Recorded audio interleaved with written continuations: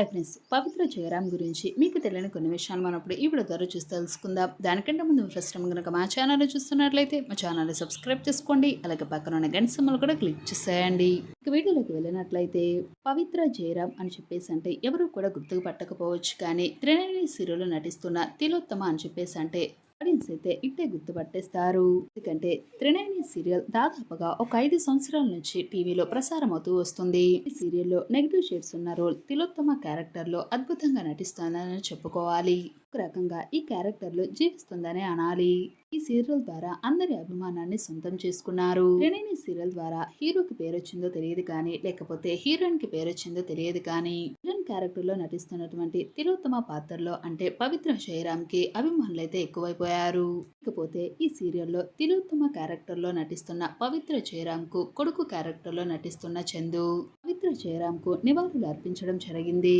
G తెలుగులో ప్రసారం అవుతున్నటువంటి త్రినేని సీరియల్ టీం మొత్తం కూడా అలానే చందు పవిత్ర జయరామ్ కి సంబంధించిన తనతో కలిసి దిగిన ఫొటోస్ ని, అలానే హ్యాపీ మూమెంట్స్ ని ఇవన్నీ కూడా గుర్తు చేసుకుంటూ మిస్ యూ తిలోత్తమ అమ్మ అని చెప్పేసి అంటూ ఒక పోస్ట్ అయితే తయారు చేశారు. అంతేకాకుండా అమ్మ అమ్మ నేను నీ పసివాన్నమ్మ అని చెప్పేసి అంటూ చందు చాలా ఎమోషనల్ గా తన మీద ఉన్న ప్రేమను చూపిస్తూ జయరామ్ ను తలుచుకుంటూ కన్నీళ్లు విడుస్తూ చందు అయితే నివాళులు అర్పించాడు. ఈ షో చూసిన బుల్లితెర అలానే అటు వెండితెర అభిమానులందరూ కూడా ఒక్కసారిగా నిరాశకు చెందారు.